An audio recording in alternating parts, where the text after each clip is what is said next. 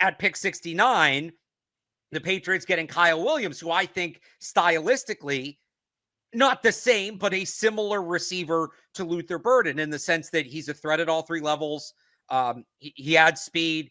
He really improved after the catch. And I wrote about this on 985thesportshub.com, really improved after the catch, which I think was the biggest thing. And he even said was the biggest thing that led to his breakout year in 2025. This guy is one. I think for the Patriots in particular, this is one of those picks where, I love talking about nature versus nurture, right? And not every landing spot is the same for every player. Mm-hmm. I feel so, I can't tell you how nervous I feel saying this about a wide receiver to the Patriots. So let me preface that. But in terms of his skill set with what Josh McDaniels looks for and his skill set with what he can learn from a guy like Stephon Diggs, it's a seamless fit. It should be. Let me say that. It should be a seamless fit. We'll see if they screw it up and how they'll find a way to screw it up. But like, Mike, this was the guy that was on my radar for a long time, gives them a lot of things they need. I think they got him at good value at 69. And then to offset, passing on Burden, and another guy that's going to be compared, two guys will be compared. The question will be, who would you rather have, Luther Burden or Kyle Williams and TreVeyon Henderson?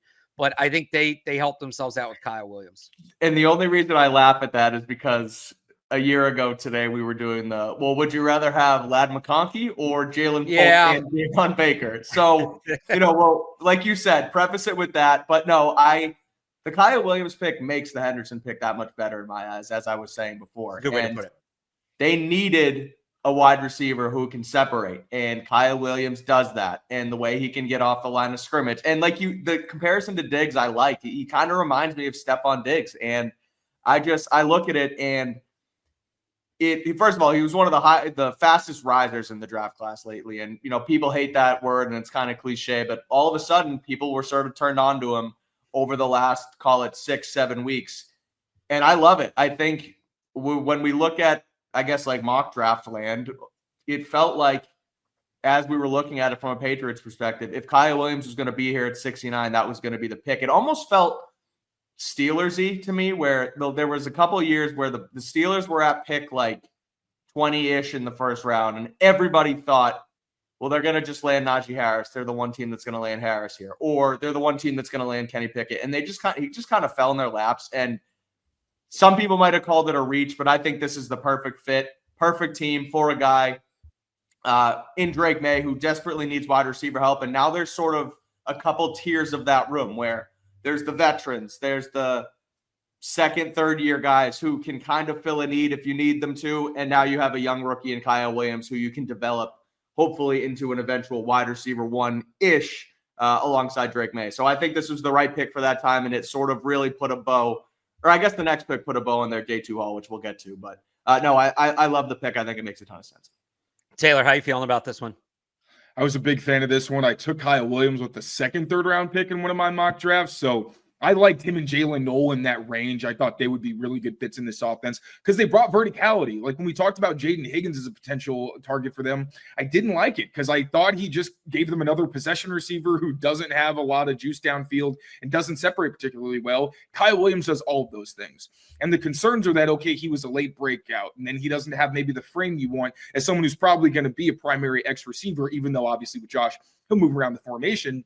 But Kyle Williams is the first X they've had in a long time who isn't the sacrificial X, right? He's not just running go routes all the time because he's so dynamic with the ball on screens, on short throws. Like he said, you mentioned Barth, he really wants to be able to be a guy who can turn hitches or slants into those long scores. And he does it because his contact balance is a lot better than you'd think looking at him. We're like, if there's plays where guys have both hands and try to grab him down, and if they're not strong enough, he'll just run right through on top of tracking the ball very well, being able to make some contested grabs. So he has some work to do as a route runner, but that's where him being with Stephon Diggs is so exciting. And when Steve Smith compares you to him, and the only other guy he's done that to is Jamar Chase, I'm on board.